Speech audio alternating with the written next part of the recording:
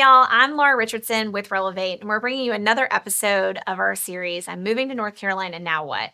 So, we've done a ton of work lately on new construction. So, if you have not checked out that series, and this is from finding the dirt to finishing the product, definitely make sure to check out that 6 episode mini series. But today we're going to be building on that, talking about 4 reasons you may not get an 11-month walkthrough with your builder. So this is only for new construction, guys. Remember, if you buy a resale home, you don't get to see the sellers in 11 months after buying. It is only for builders in that situation. So the first thing is the builder just genuinely doesn't offer it. So it is really important when you go under contract, you read that with a fine-tooth comb. So some builder contracts are literally like 10 pages. They're very straightforward and to the point. And then there's others that could be over 100 pages deep. So you want to ask that to the on-site agent. Make sure you capture any conversation in writing with a per our conversation, this is what we discussed type email, but also look in the contract itself. Do you get this as a stipulation, as a term, as a part of your contract? And what does the process look like? Because in many cases, if it's not in the contract, it does not exist. The second one might be that you bought a model home. So typically, the model home is the last home site to be released when they are closing out a community. The model home, those warranties that come with the house, they actually start when the home is finished. So typically you get what's called a 1-2-10 warranty.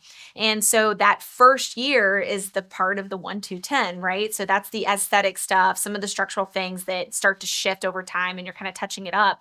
That's typically covered during the duration of the initial time of the home, meaning while it is a model for the rest of the community. Now, you should still get a blue tape walkthrough before you close from the builder. So that is a perk despite the fact that it is a model home, but you're not going to get that, hey, in 11 months, come back to me and let me tell you all the additional things that may have shifted. The guys is that the home has already kind of settled. So those things would have been caught at your blue tape.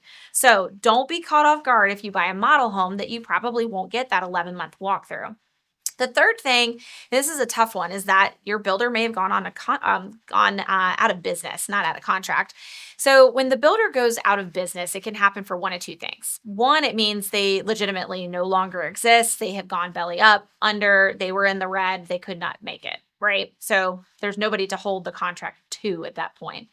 The other thing could be, what if your builder got absorbed by another builder? So in some cases, smaller local builders might get absorbed into the umbrella of your big box companies. That might be something that you want to ask about, especially if you've seen that a lot in your particular metro. You might want to see if there's a clause or any extra paperwork, or even ask them, are you in the process of potentially being procured? Because that might alter the efficacy of your contract. The fourth one is kind of on you, the buyer. Did you fail to upload the request for your 11-month into whatever system was devised? Is it a portal? Is it an email? Is it some kind of skywriting system? Whatever the case is, and you have to send it by carrier pigeon, make sure that you're doing it and you're doing it on time.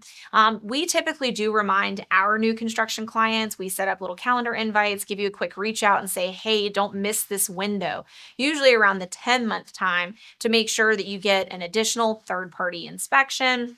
You have your running list of all the things that you've captured in the time you've lived in the home, and that you can deliver that to the builder, the on-site agent, whoever the engineers are that you have to report this to, making sure you're getting that in their hands so that it can be tackled in a timely manner. It does not matter if you have the most thorough list and you have that inspection report. If it is outside that 11-month time, they do not have to honor it. Remember, it all boils down to contract law. So don't miss your opportunity to have that done, because you literally paid for it when you bought the home.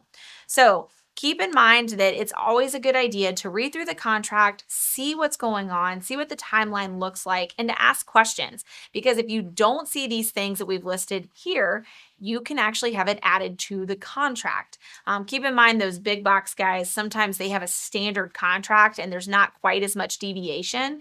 But if an 11-month walkthrough is important and it's actually one of the perks you were hoping to get by buying new construction, you got to make sure that it is there in the contract language. If you have any additional questions, or if there's additional content that you would love to see us talk about in regards to new construction, feel free to drop that in the comments below. And as always, like, share, and follow, and we'll see you next time.